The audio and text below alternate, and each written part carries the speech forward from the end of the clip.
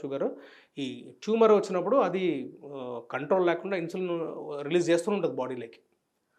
So okay. అప్పుడు just imagine ఏమవుతుంది బాడీలో అనేది. సో కదా. సో షుగర్ డౌన్ అయిపోతుంది అనమాట. సో ఇవేంటంటే ఒక special kind of tumours, functional tumours అని చెప్తాం. సో ఇన్సులిన్ యాక్చువల్ నేను నా కెరియర్‌లో ఇట్లాంటివి చాలా చూసాను ఇన్సులిన్. ఎందుకంటే I was working in high volume centre. హ్మ్. సో అప్పుడు మనకి రెఫరల్ వచ్చేటివి చాలా వరకు పెరిఫెరల్ డాక్టర్స్ నుంచి పంపించేవారు ఇట్లాంటి పేషెంట్స్‌ని. హ్మ్. సో అందులో ఇన్సులిన్ ఇనోమా అనేది చాలా చిన్నగా ఉంటుంది ట్యూమర్. ఇంత పెద్ద ట్యూమర్ ఏమి ఉండదు. చాలా మిల్లీమీటర్స్ ఆర్ సెంటీమీటర్స్‌లో ఉంటుంది. మాక్సిమం అంటే 1.5-3 సెంటీమీటర్ ఉండొచ్చు ఆ ట్యూమర్ అనేది.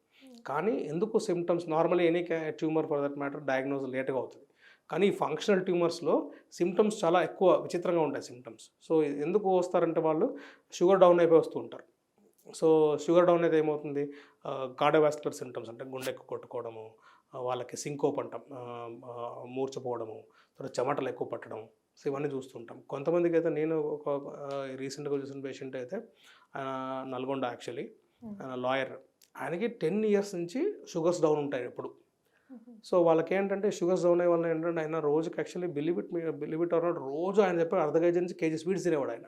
Oh my God! దాని నుంచి ఫుల్ లావ్ అయిపోయి ఆయనకి చేసిన టెస్ట్ లేదు కానీ ట్యూమర్ బయటపడలే. హ్మ్. సో అంటే ఆయనకు అట్లా పడకుండా కూడా ఉంటాయా? ఎందుకంటే చిన్నగా ఉంటుంది ట్యూమర్ అది. చాలా చిన్నగా ఉంటుంది. అండ్ ఇంకోటి ఏంటంటే మనం ఎవాల్యుయేట్ మనం పేషెంట్ ఎవరి దగ్గరికి వెళ్తారనేది కూడా ఇంపార్టెంట్. మనకి ఇదేంటంటే నార్మల్‌గా వచ్చేది కాదు కదా. అరే షుగర్ డౌన్ అయింది, చెమటలు ఎక్కువ పడుతున్నాయి, గుండెకు దడ దడ ఆయనకేంటి